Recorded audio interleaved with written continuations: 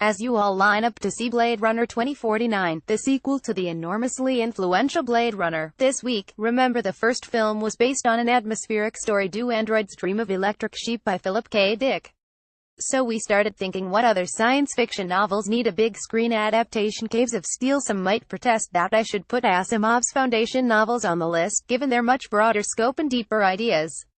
But I would propose that this book, starring hard-bitten human detective Elijah Baley and his human-like robot partner Ardeniel Oliva, would be a little easier to make, especially since it comes packed with meaningful imagery.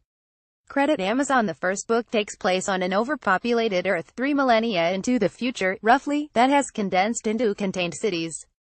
New York City is completely underground, and no human ventures into the outside. When a visiting spacer human who grew up on a less claustrophobic colony world is murdered, Baley and Daniel, a spacer-created robot, team up to find the culprit. The novel has all the ingredients for a moody noir adaptation that gives us a look into a future of technologically created segregation and phobias.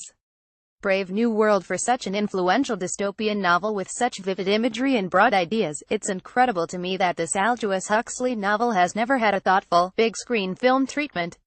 The novel is one of the more cutting looks at the concept of utopia, and specifically a revolt against the technological paradises proposed by H.G. Wells.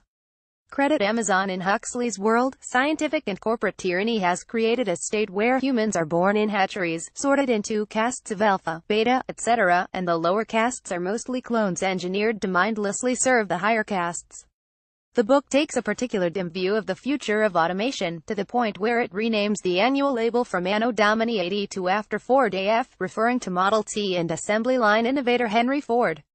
The Lathe of Heaven. While technology isn't front and center in this novel by Ursula Le Guin, it does play a part in its ultimate outcome. The novel is a look at alternate realities as created by its central character, George Orr, who literally dreams them into existence. His gift is later exploited by a doctor, who uses a machine to focus Orr's dreams in an attempt to make the world a better place, at first. Credit Amazon. The novel is an embodiment of the phrase "be careful what you wish for," and it'd be interesting to see how a film explores visual differences between all of the alternate realities Orr dreams up. They are wildly divergent. In one, for example, a dream of peace on Earth brings about an alien invasion that unites the world against a common enemy. Finding a way to explore them while also not making it look like several different movies cobbled together would be tricky, but amazing if a good director could pull it off. Snow Crash by Neal Stephenson is one of those novels that wouldn't seem possible to adapt even a decade ago. It's an adventure novel that takes place in a cyberpunk future and involves a hacker fighting a mind virus. It was also hugely influential. If you've played Second Life, or used Google Earth, or said the word avatar in the context of an online persona, you've been influenced by Snow Crash. The book even predicted the presence and importance of memes. Credit Amazon. A film version of Snow Crash would probably look a little goofy, and the challenge would be exploring its more in-depth parts while also doing justice to the action sequences, because I would want to see those. And one might have to change its conception of AR and VR to be more in line with the modern user's perception of it.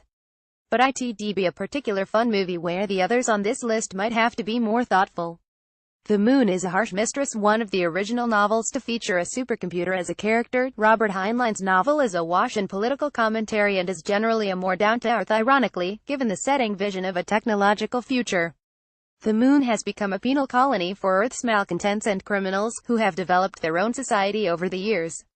The brutal Butte Fair society engenders a revolution when they come into contact with Earthborn people. Credit Amazon. Y'all recognize some of the trappings of older science fiction. The supercomputer fills a whole room and uses physical paper, for example. But it's not as though Robert Heinlein could have seen our comparatively small, yet powerful, computers. Humans have cybernetic augmentations, but they're not exactly more powerful than the ones we have today, and they're not considered a desirable thing. Any film version of this could probably use practical effects over CGI, up to a point. What science fiction novels do you think are ripe for a big screen adaptation? Let us know in the comments. Read next. These gadgets are all you need to be a professional ghost hunter.